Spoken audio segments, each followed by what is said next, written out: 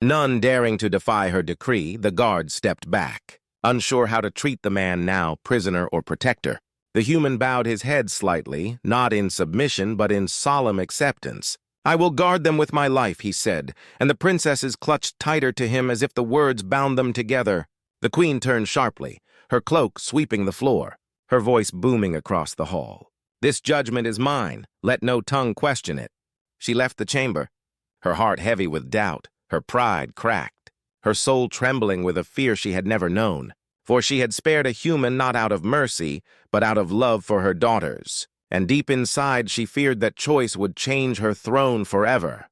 Behind her the human knelt in chains, the daughters curled against him, the entire empire watching, whispers spreading like fire through the palace, that the fate of their queen and their future had just been tied to a single human heart. Leaving the strange sight untouched, the human in chains with the daughters still resting against him, the queen stormed out of the chamber, her cloak trailing behind her, her mind a storm of questions she could not escape. Why had her children chosen him? Why had fate brought them together? And most of all, what price she would have to pay for the truth that had just begun to unravel.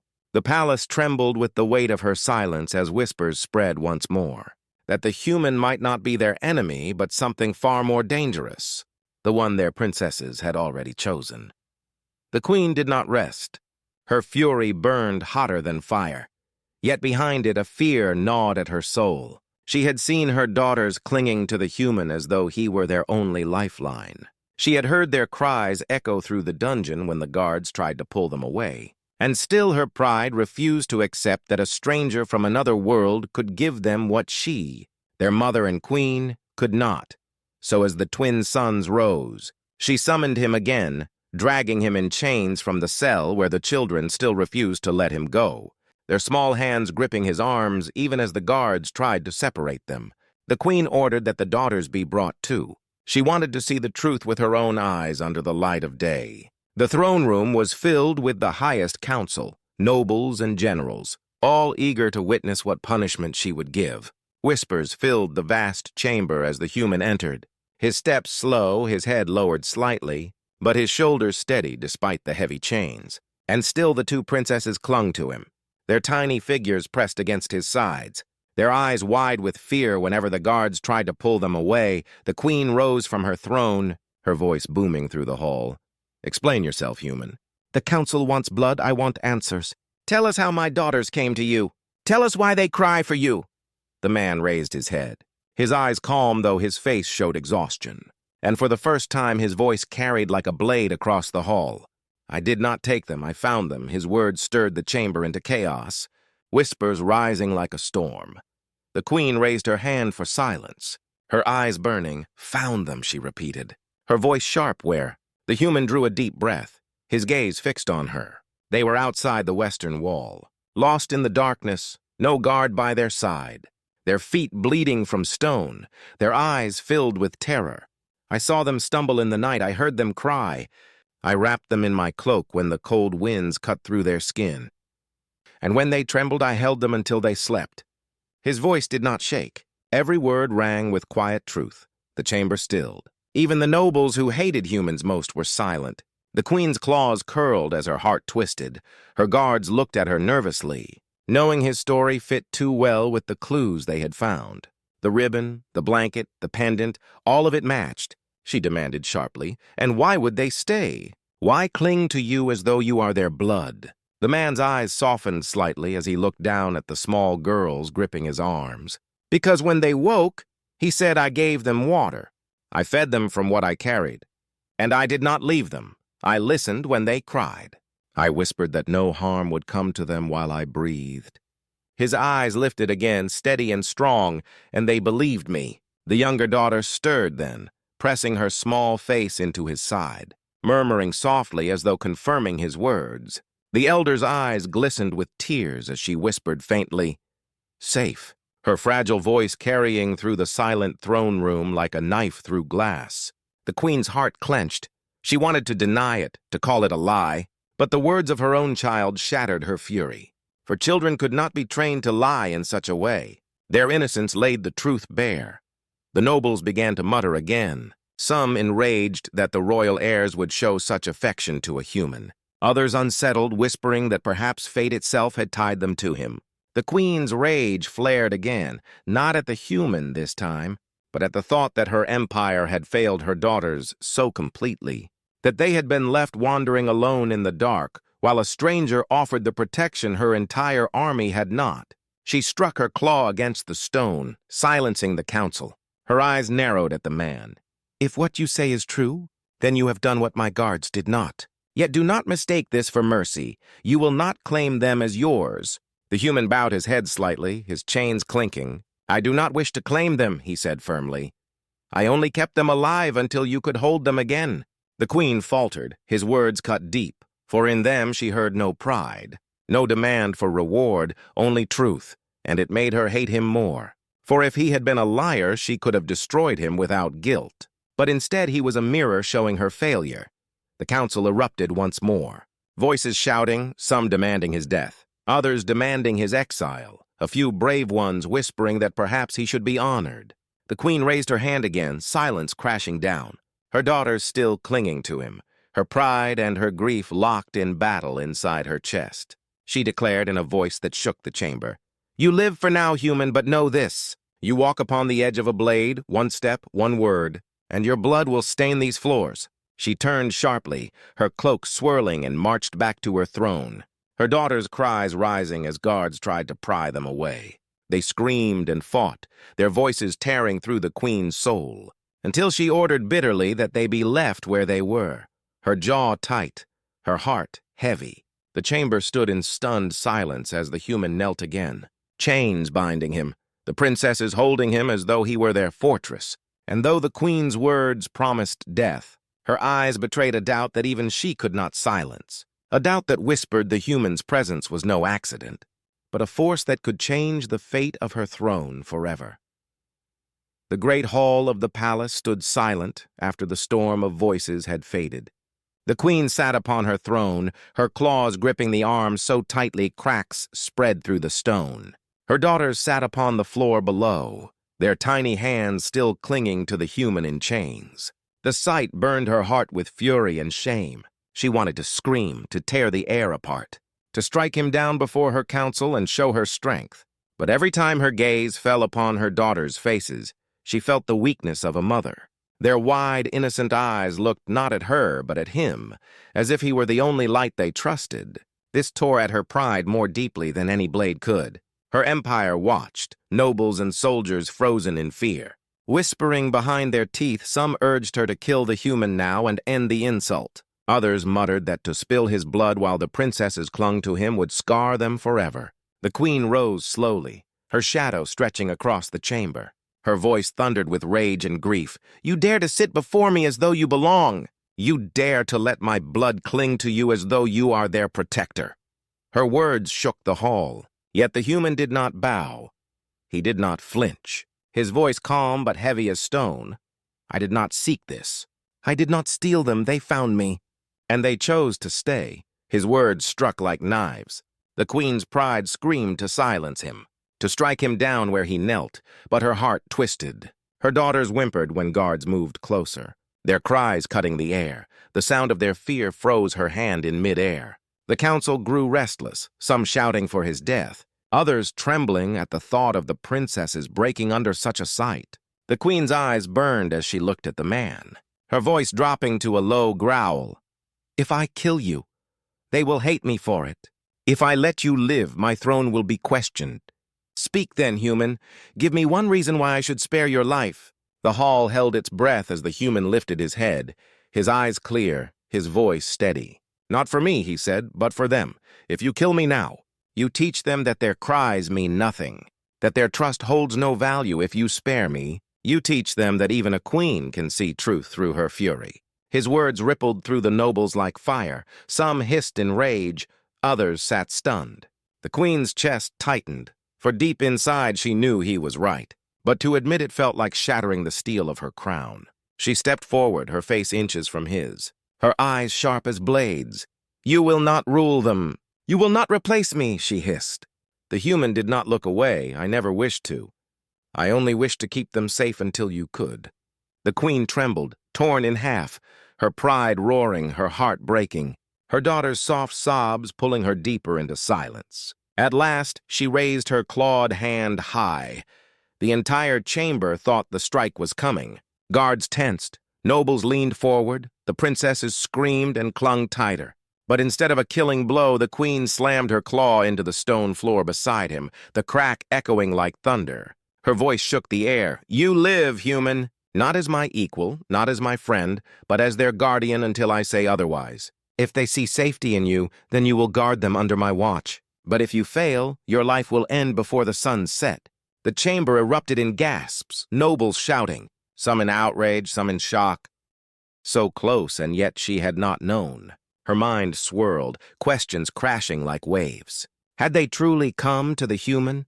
Had he sheltered them within the very walls of her own palace? Or was there some darker plot weaving around them all? She turned back to him, her face twisted with a storm of emotion. He still sat calmly, his chains rattling softly as he shifted, his voice steady. "You search the stars for what is already near." "Queen!" Her breath caught. The pendant, the ribbon, the blanket. All of it pointed to one truth she could no longer ignore. Her daughters had been near him, perhaps even clinging to him, and yet she could not understand why. Suspicion gnawed at her, fury burned in her chest, and still a seed of doubt grew deeper. She stood in the flickering torchlight, her eyes locked on him, torn between the need to tear him apart and the dread that perhaps he was not her enemy, but the only reason her daughters were still alive. The chamber fell silent as her guards waited, their grips tight on their weapons, unsure if the next command would be his death or his salvation. And in that silence, the queen realized that the truth was slipping through her claws like sand, close enough to touch, yet hidden by shadows she could not yet see. The queen could not sleep that night. She sat in her chamber with the broken pendant on the table, the ribbon folded beside it, and the nursery blanket clutched tight in her hand. Her heart was torn between fury and fear. She wanted to rip the truth from the human's throat. Yet something inside her whispered that the pieces were forming a picture she did not want to see. Before dawn, she rose, her eyes burning from sleeplessness, and ordered the guards to bring her to the human cell once more. The guards obeyed, their steps nervous on the cold stone floor. When the iron doors opened, the man was still sitting in silence, his chains heavy, his eyes closed as though he rested even in the darkness. When they dragged him out, he stumbled, but never begged, never pleaded. The queen walked before him, her cloak sweeping across the floor, her voice sharp as a blade. "If you truly did not steal them, then prove it. Show me where my daughters are." Her demand echoed through the dungeon. The man lifted his head slowly, his eyes calm but weary. "I cannot lead you to them," he said softly, "for they are not hidden by me. They are already where they chose to be." Her claws clenched, anger rising. She shouted for the guards to strike him, but before they could move, a new sound slipped into the hall. A faint sigh, gentle breathing, soft and steady. The queen froze, every muscle locked as her ears caught it. She knew that sound, the quiet rhythm of her children sleeping. Her heart slammed against her chest as she followed the sound, her guards at her heels, down the narrow corridor until they reached the private cell that had once held the human. The door creaked open, torches lifted high, and there, in the center of the chamber, was a sight that stole the queen's breath. Curled up against the human's chest were her daughters, both of them safe, their small bodies nestled close, their tiny hands gripping his torn shirt, their heads resting against the steady rise and fall of his breathing. The queen staggered as though struck, her eyes wide, her claws trembling. Her guards froze as well, unable to speak, for this was no trick, no illusion. The princesses were truly there, fast asleep, wrapped in the human's arms as though it were the safest place in the world. The human's chains clinked softly as he shifted, lowering his head so he would not disturb them. His voice low but clear. "I found them alone, frightened. They would not let go of me. I could not abandon them." The queen's heart raged with fire, confusion, and pain all at once. She wanted to scream, to tear him apart. But the sight of her daughters' faces, peaceful and calm, stopped her breath. One of the girls stirred, murmuring softly in her sleep, her tiny hand clutching tighter at the human's chest as though afraid someone would pull him away. The queen stepped closer, her chest heavy with a storm of emotions. The guards shifted, waiting for her command. But none came. She stared at the sight, her mind filled with questions she could not answer. Why had her daughters chosen him? Why did they sleep so soundly against him when even her own palace guards had failed to keep them safe? Was it possible that this human, this stranger, had given them comfort where all her empire had not? Her throat tightened as she spoke, her voice trembling despite her strength. "Why?" she whispered. "Why would they trust you?" The human looked up, his eyes steady, his face calm. "Because I held them when they cried. Because I listened when they were afraid, because I stayed when no one else did." The queen's heart cracked at his words, her claws curling at her sides. She wanted to deny it, to call him a liar. Yet the truth was before her eyes, in the way her daughters clung to him, in the way their small bodies breathed in peace. Her guards looked to her nervously, unsure whether she would order them to tear the children away or strike the man down.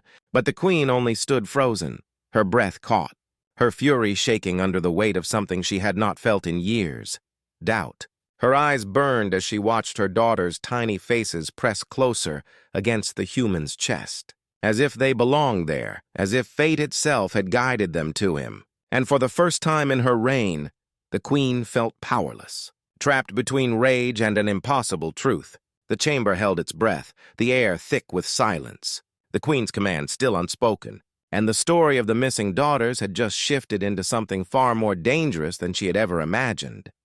The queen's chest heaved as she stood frozen in the torchlight, her eyes locked on the sight of her daughters curled so tightly against the human's chest, their soft breaths rising and falling in rhythm with his. Her claws twitched, rage boiling inside her. But every time she thought of pulling them away, her heart cracked with a fear she could not admit. She shouted for the guards to move. To lift the princesses out of his arms, the guards obeyed at once, stepping forward with careful hands. But the moment their fingers brushed the girl's shoulders, the chamber shook with a piercing cry. The elder daughter screamed, her tiny arms clutching the human's torn shirt, tears streaming down her face. The younger followed, wailing, her voice high and sharp. Both children shrieked and fought against the guards, their small hands clawing desperately to stay with the man. Their cries cut through the queen's fury like knives. Her daughters were not afraid of the human. They were afraid of losing him. The guards froze, their courage faltering, glancing nervously back at their queen, for none dared to force the children away when their cries echoed so raw and desperate. The queen's heart trembled, though her face burned with fire. Her pride screamed to order his death. Her soul screamed to silence the sound of her daughter's tears. She raised her hand to strike, to end this madness. But the human's voice cut through the storm. Calm and low, let them be.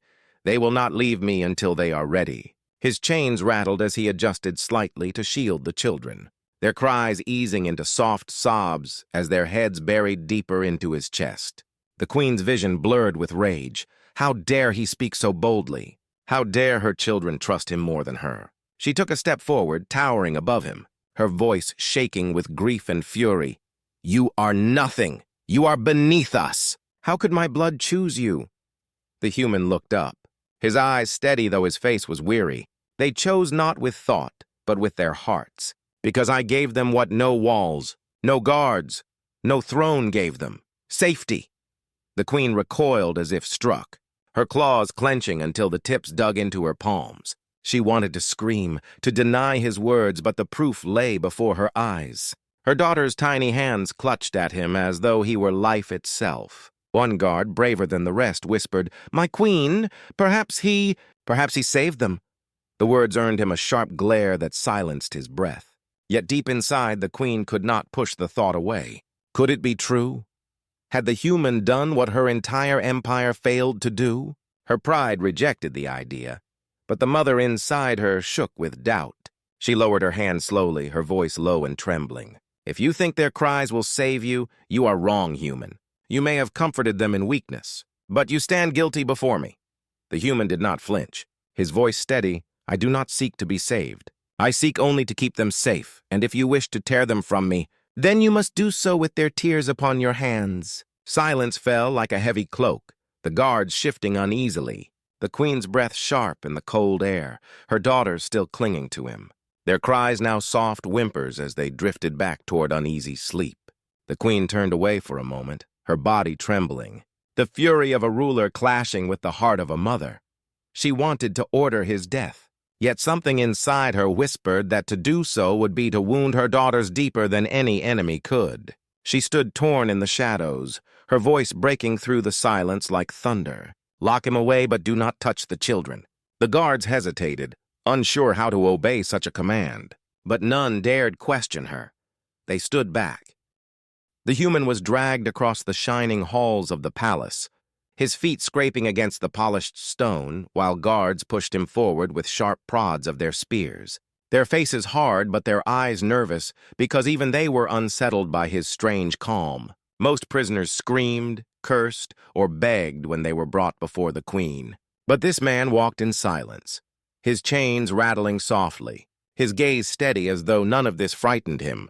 When he was thrown before the throne, the queen rose to her full height, her voice like thunder filling the chamber, demanding he speak, demanding he tell her where her daughters were. Her eyes flared with fire and grief, her hands curled like claws ready to strike. Yet the human lifted his head slowly and answered in a voice calm and even, "I have taken nothing from you."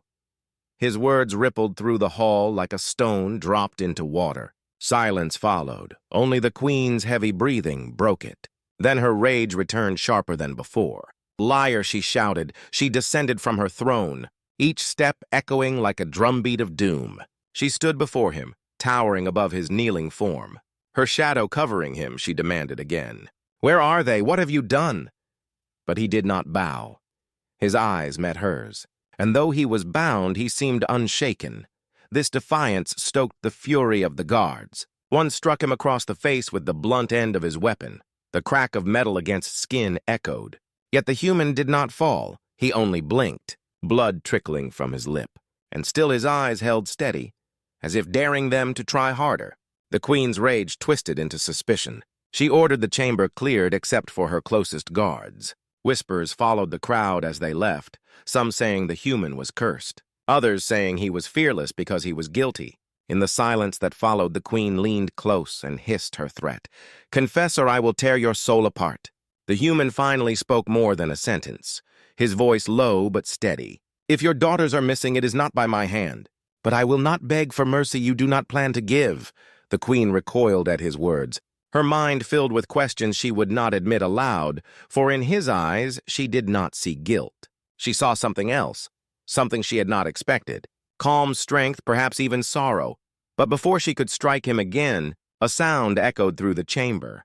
Soft footsteps rushing across the floor. One of her personal attendants, pale and trembling, holding a small object wrapped in cloth. "Forgive me, my queen," the servant whispered, lowering their head. "But I found this in the outer gardens near the western wall." The queen snatched the cloth and unwrapped it with trembling fingers. Her heart nearly stopped. Inside lay a pendant, a small crystal charm that belonged to her eldest daughter, the very one she had worn since birth. The queen's chest tightened. The scent of the pendant lingered faintly, and there, beneath the familiar sweetness of her child, was something else, something unexpected, the faint trace of human scent. But it was not fear or blood, it was warmth, comfort, the kind of smell left when someone had held another with care. The queen's eyes narrowed, confusion tangled with her anger. She turned the pendant in her hand, staring between it and the chained human. Could it be true? Could her daughters have gone to him willingly? The thought was madness, impossible, yet the evidence in her hand whispered it might be so. The guards shifted uneasily, waiting for her command. The queen's rage screamed for blood, but a small shadow of doubt gnawed at her. She looked down at the human again. He did not speak, did not beg, only watched her with those steady eyes as though waiting for her to see what he already knew. Her claws tightened around the pendant until cracks spread across the crystal. The chamber filled with tension so heavy it pressed upon every chest. The queen's voice trembled with both fury and fear as she declared, "If you are lying, you will die slowly. But if this is truth, then you are hiding something greater." She ordered the human locked in a private cell. Not executed? Not yet. She wanted time. She wanted to see what truth might crawl from the shadows. As he was dragged away, the human turned his head just slightly, his voice carrying back through the silence. "Search your own halls, queen, for what you seek may be closer than you think." His words stung her pride, made her roar with fury, yet also sent a chill through her heart because part of her wondered if he was right. As the cell doors closed upon the human and darkness wrapped around him, the queen returned to her throne, the pendant heavy in her hand, the entire palace holding its breath, knowing that something deeper was unfolding, and that the storm had only just begun. The night inside the palace grew heavier than stone, silence pressing against every wall as guards stood stiff at their posts. Afraid to even breathe too loudly, the queen sat alone on her throne, her hand clutched tightly around the broken pendant. Her mind restless, torn between fury and doubt, she could not escape the image of her daughters' faces, their small smiles, their laughter. And now the thought that they might have been close to a human of all beings, her heart rebelled against the idea. Yet the evidence burned in her palm, and as she sat in the shadows, her ears caught faint murmurs from the far corner of the hall, servants whispering about a strange comfort the human's eyes carried, about how no fear ever crossed his face. These whispers made her heart tremble, though she silenced them with a glare. Later that night, when the moons rose high and the palace lanterns dimmed, a servant crept into her chamber bowing low, their voice barely above a whisper. "Forgive me, my queen, but I have seen something you must know." The queen's eyes snapped open. Sharp and blazing, "Speak," she commanded. The servant trembled as they held out a small folded cloth. It was another clue, a silken ribbon, one that had belonged to her younger daughter. The queen snatched it away, her claws brushing the delicate fabric. And again she caught it, faint and undeniable, a trace of human scent clinging to it, softer this time, as though her daughter had clung to him for comfort. Fury surged inside her, not because the human had harmed them, but because the thought of her children turning to him rather than her tore like a blade through her heart. She rose at once, storming through the halls with guards at her side, her voice booming, "Bring me to him now!"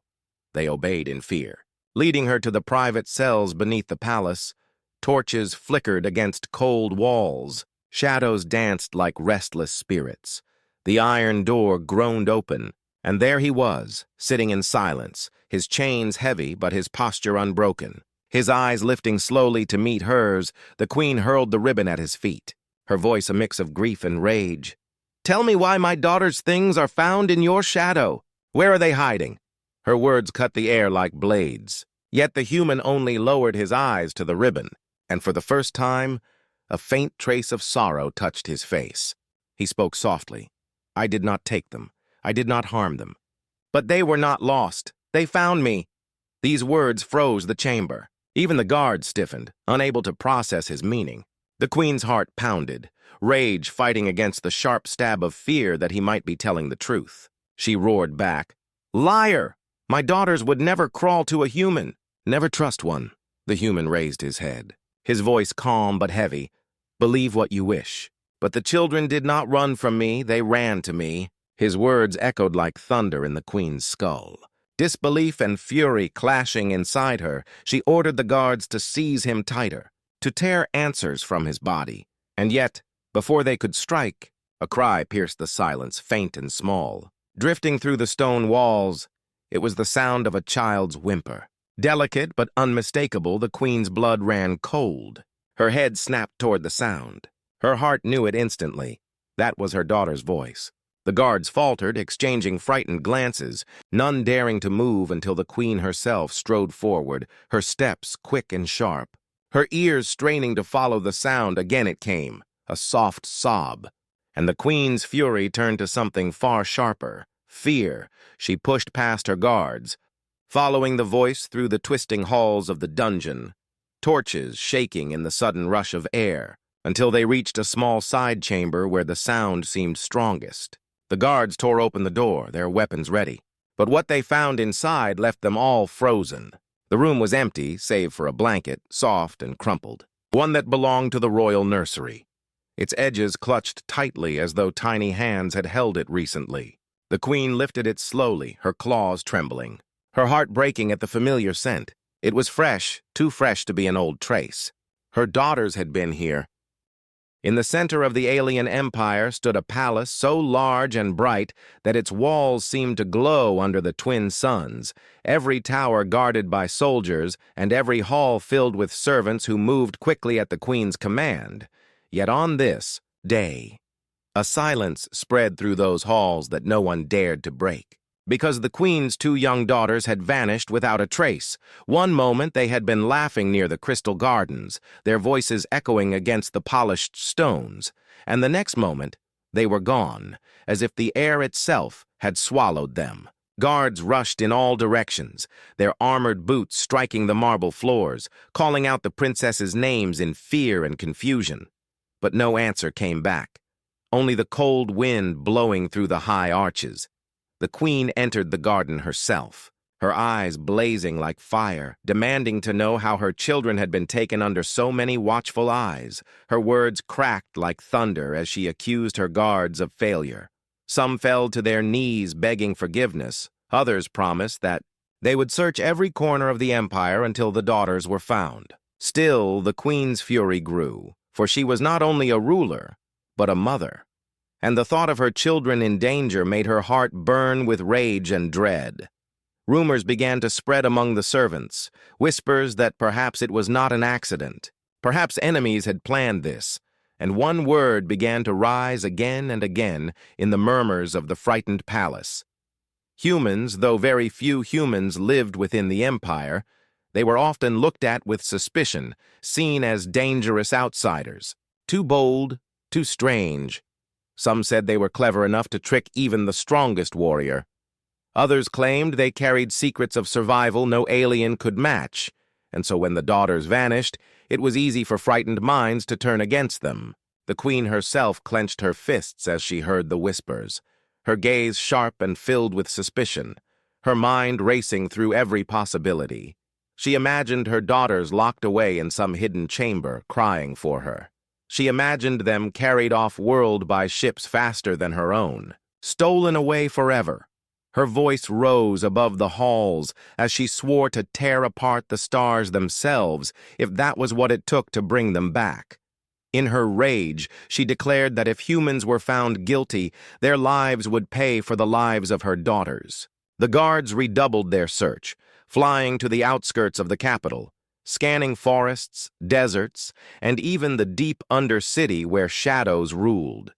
Soldiers interrogated traders, strangers, and especially any humans they could find. Fear spread beyond the palace into the streets. Citizens spoke of war, some trembling at the idea that the queen's wrath might soon unleash on every human colony nearby.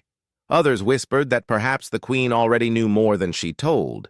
But inside the palace, the truth remained hidden. The daughters were simply gone. No sound, no struggle, no clue, but the emptiness they left behind.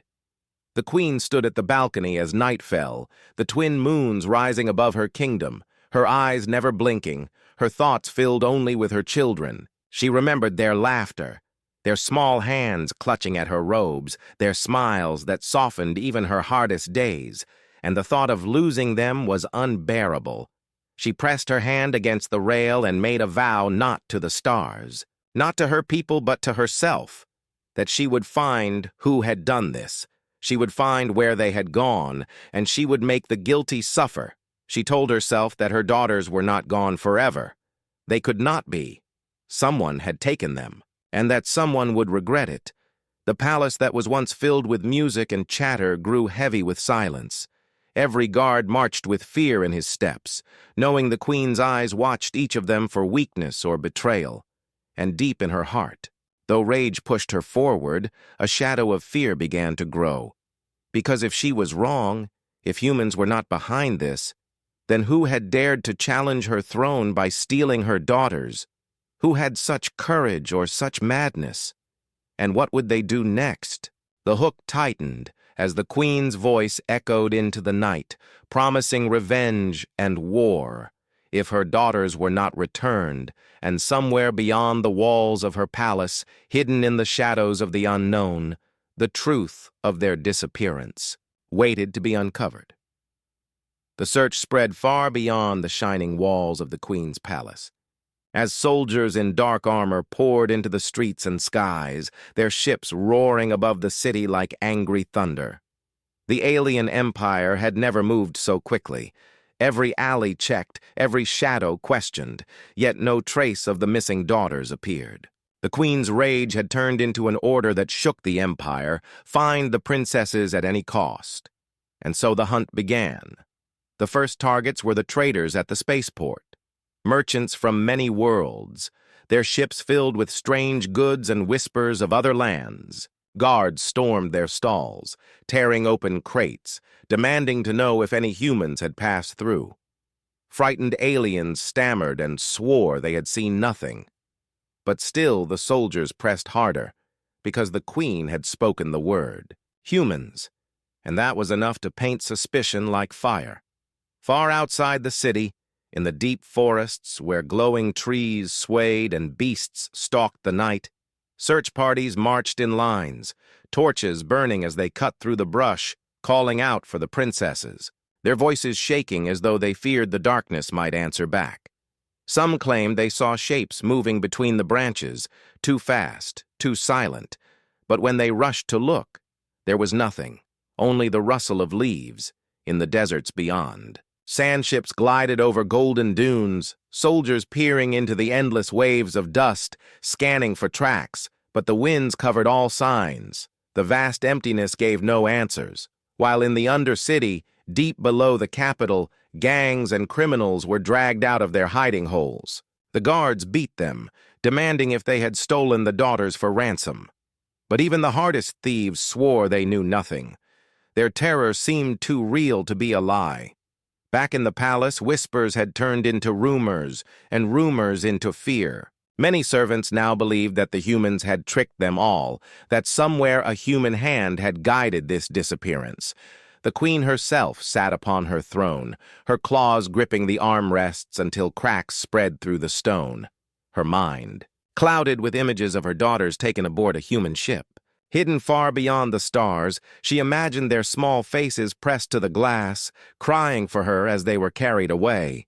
This thought drove her deeper into fury. So when news reached her of a human seen leaving the palace district at the very hour her daughters vanished, her decision came swiftly. Capture him, drag him back in chains. She wanted answers, and she wanted them now. The human was a traveler, a quiet figure who had come seeking trade and knowledge, unaware of the storm that was about to fall upon him. He had been spotted near the marketplace, a pack slung over his shoulder, moving through the crowds with calm steps. Some claimed they saw something strange in his eyes, a calmness too steady, too sure, as if he knew more than he showed. Soldiers followed him in the shadows, waiting for the right moment. When he reached the edge of the city, near the towering gates that opened into the wild lands, the trap was sprung. Nets of energy fell from above, crackling blue light wrapping around him.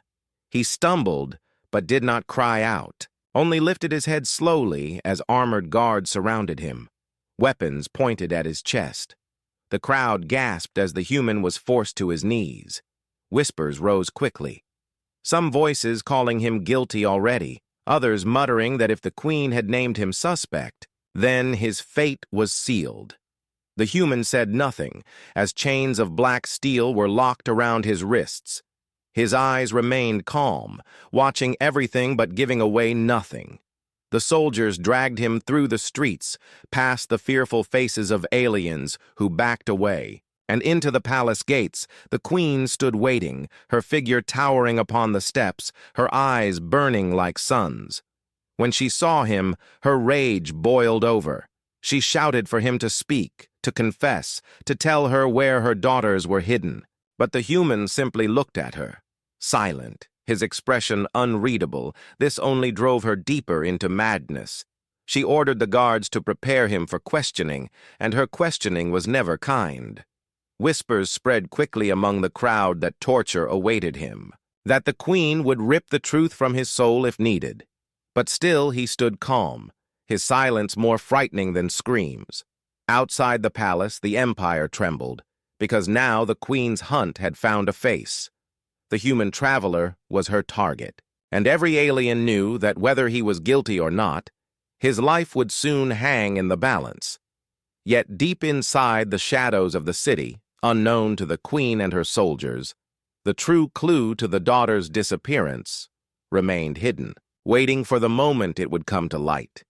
A moment that would shake not only the palace, but the trust of an entire empire. The hook grew tighter as the queen's voice echoed across the halls, declaring that the human held the key, and that she would stop at nothing to break him until the truth was revealed.